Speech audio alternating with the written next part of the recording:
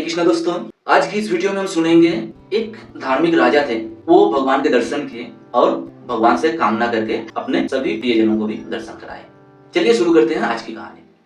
वो जो राजा थे अत्यंत प्रजाप्रेमी थे और वो बड़े ही धार्मिक व्यक्ति थे। वो अत्यंत श्रद्धा पूर्वक अपने इष्ट देव की नित्य सेवा करते थे, नित्य पूजा करते थे। एक दिन भगवान ने उनके प्रति प्रसन्न होकर उनको दर्शन दिए और बोले, राजन, मैं तुम्हारी सेवा से बड़ी प्रसन्न हूँ, बोलो तुम्हें क्या चाहिए।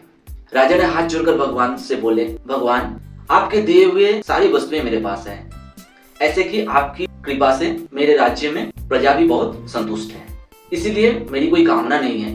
पर एक कामना जरूर है भगवान, जैसा कि आपने मुझे दर्शन दिए हैं, मैं चाहता हूँ कि आप मेरे सभी प्रजाओं को भी दर्शन दीजिए।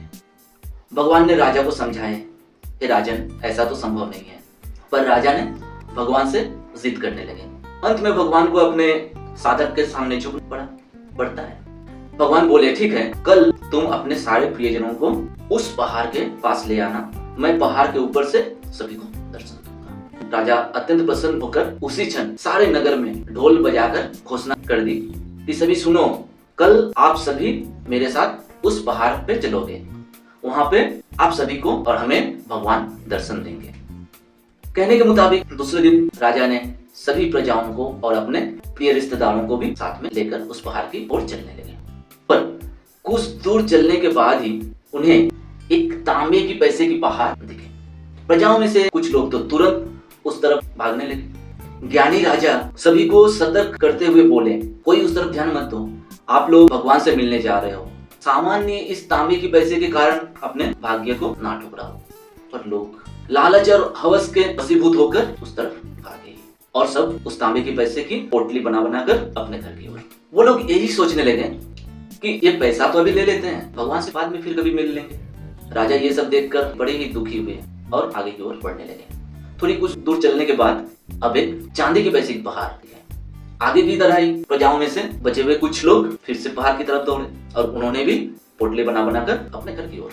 उन्होंने सोचने लगे, ऐसे अवसर फिर कभी मिले ना मिले, इतने सारे चांदी के पैसे फिर कभी शायद ना मिले, भगवान तो फिर कभी मिल ही जाएंगे। बाकी लोगों ने पहाड़ की ठीक इसी तरह और कुछ दूर चलने के बाद अब सोने की पैसे की पहाड़। अब प्रजा तो गए, राजा के जो अपने सगे रिश्तेदार थे वो भी उस तरफ आ गए और पोटली बना बनाकर अपने घर। अब बचे सिर्फ राजा और रानी। राजा रानी से कहने लगे, देखो ये लोग कितने लालची, भगवान से मिलने की महत्व ही ये समझते हैं। रानी ने राजा की बातों की समर्थन करते हुए कहा, एकदम सही बात, और वे आगे बढ़ने लगे। पर कुछ दूर चलने के बाद ही राजा और रानी को 7 रंगों की चमक बिखरने वाली एक हीरे की पैसे की पहाड़ दिखा। अब रानी से भी रहा ना गया, उन्होंने भी राजा को छोड़कर उस पहाड़ की ओर दौड़े और फटाफट हीरे समेट के पोटली बनाने लगे। जब पोटली बनानी खत्म हो गई पर आस नहीं मिटी, प्यास नहीं मिटी, तब उन्होंने हीरे को अपनी साड़ी की पल्लू में बांधने लगे।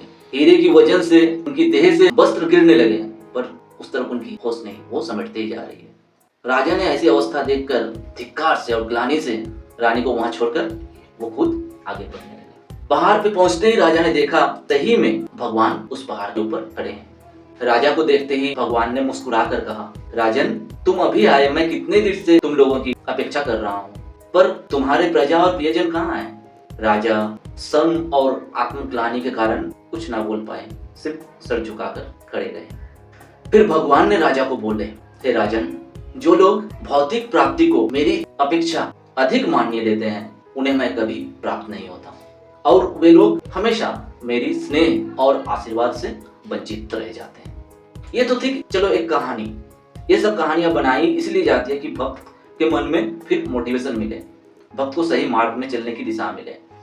इस कहानी से हमें क्या सीख मिलती है, ये हमेशा सोचनी चाहिए। कोई कोई ये सोचता है कि अगर मेरे जीवन में भोग भी हो और भगवान भी मिले, भगवान के रास्ते पर भी चलो, ऐसा नहीं होता।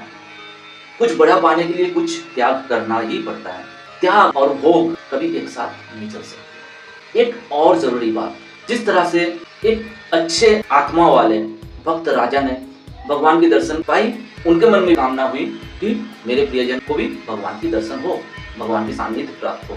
इसी तरह भक्तजन, वैष्णव जन भगवान की कथा पढ़ी, भगवान की बोले हुए वाणी को शास्त्र में पढ़े, उनके और चल रहे हैं, इनमें जो आनंद, भोग में वो आनंद नहीं है, ये लोगों को समझाते हैं। मानव जीवन पाने की जो असल उद्देश्य है वो लोगों को समझाते हैं। भगवान की सान्निध्य पाने की जो अनुभूति, अनुभव, वो औरों में वितरण करने की कोशिश करते हैं।